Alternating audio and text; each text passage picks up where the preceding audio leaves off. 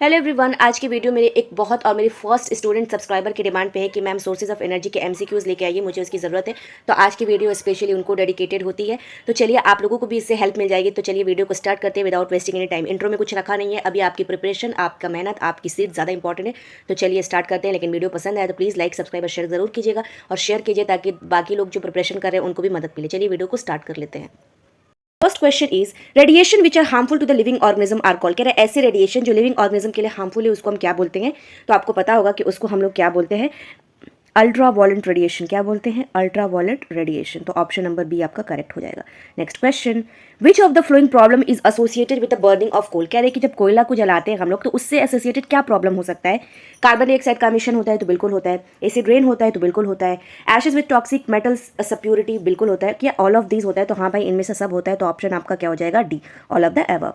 Next question, an ideal source of energy should have. कह रहा है आइडियल सोर्स ऑफ एनर्जी के पास क्या होना चाहिए। क्या उसकी कैलोरीफिक वैल्यू हाई होनी चाहिए। तो बिल्कुल होनी चाहिए। इजी ट्रांसपोर्टेबिलिटी होनी चाहिए। तो बिल्कुल होनी चाहिए। इजी एक्सेसिबिलिटी होनी चाहिए। तो बिल्कुल होनी चाहिए। तो इसमें ऑप्शन डी हो जाएगा आपका, all of the above. Next question, a solar cooker में नॉट कुक फूड इफ। कह रहे हैं कि सोलर कुकर खाना नहीं बनाएगा कब, जब interior of the box and container perfectly shine नहीं करेंगे, glass set over the box जो है वो क्लोज नहीं होगा, सोलर कुकर को शेड में पेस्ट नहीं किया जाएगा, या ऑल ऑफ द एबव। तो आपका ऑप्शन नंबर डी करेक्ट हो जाएगा, all of the above. Next question, what are the disadvantage of solar energy. कह रहे हैं सोलर एनर्जी का डिसएडवांटेज क्या होता है। तो सबसे पहला कि एक large number of area, surface area उसको चाहिए होता है।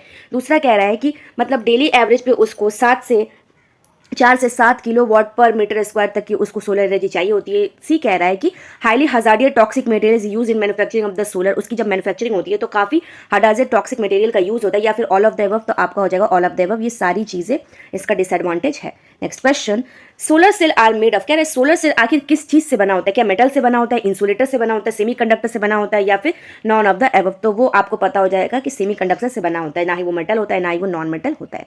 Next question, solar cell are made of. कह रहा है सोलर सेल किससे बना होता है, जर्मेनियम से बना होता है, सिलिकॉन, सिल्वर या एल्यूमिनियम। तो किससे बना होता है, वो आपका सिलिकॉन से बना होता है। ऑप्शन बी करेक्ट हो जाएगा। Next question, the use of reflector in the solar cooker is to. कह रहे हैं कि रिफ्लेक्टर का यूज सोलर कुकर में आखिर किस लिए किया जाता है। तो ऑप्शन सी आपका करेक्ट हो जाएगा, इंक्रीज इफिशियंसी, इफिशियंसी बढ़ाने के लिए उसका इस्तेमाल किया जाता है। Next question, wind is cause due to. कह रहे हैं विंड आखिर क्यों होता है। क्या अर्थ सर्फेस में अनइवन हीटिंग की वजह से होता है, या अर्थ के रोटेशन की वजह से होता है, या फिर हमारे लोकल कंडीशंस की वजह से होता है। तो ये सारी ही चीजें रिस्पॉन्सिबल होती है हमारे विंड के होने के लिए। Next question, hydro power plant are located in. कह रहा है हाइड्रो पावर प्लांट कहाँ लोकेटेड होता है। क्या वो डिजर्ट एरिया में लोकेटेड होता है, प्लेन एरिया में, हिली टेरेंस में, या फिर किसी में भी नहीं। तो आपका हाइड्रो पावर कहाँ होता है, हिली टेरेंस में होता है। ठीक है।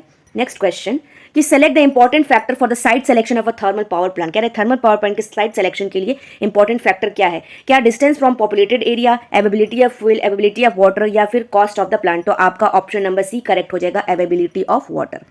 Next question, the main constituent of CNG gas. कह रहा है कंप्रेस्ड नेचुरल गैस में सबसे मेन कंस्टिट्यूएंट क्या होता है। तो आपका भी हो जाएगा, मीथेन मेन कंस्टिट्यूएंट होता है। Next question, the temperature inside solar cooker range from. कह रहे हैं कि सोलर कुकर के अंदर जो टेम्परेचर होता है वो कितने डिग्री पे वराई करता है। तो आपको पता होगा कि 100 से 140 डिग्री सेंटीग्रेड तक वो क्या करता है, वराई करता है। Next question, which of the following is not a biomass energy source. कह रहे हैं इनमें से कौन सा बायोमास एनर्जी सोर्स नहीं है। तो कौन सा नहीं है, तो हमारा न्यूक्लियर एनर्जी नहीं है। ठीक है।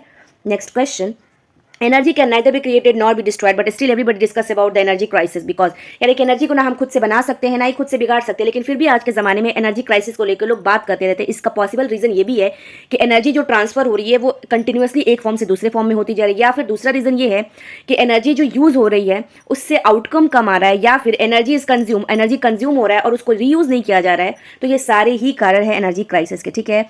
नेक्स्ट क्वेश्चन हमारा, dead organism are transform into petroleum and natural gas in. कह रहे हैं इनमें से आखिर कौन से कंडीशन में जो डेड ऑर्गेनिज्म होते हैं वो पेट्रोलियम और नेचुरल गैस में होते हैं। तो आपका पता रहेगा कि अगर एनारोबिक कंडीशन यानी कि एब्सेंस ऑफ एयर में ये सारी चीजें होती है।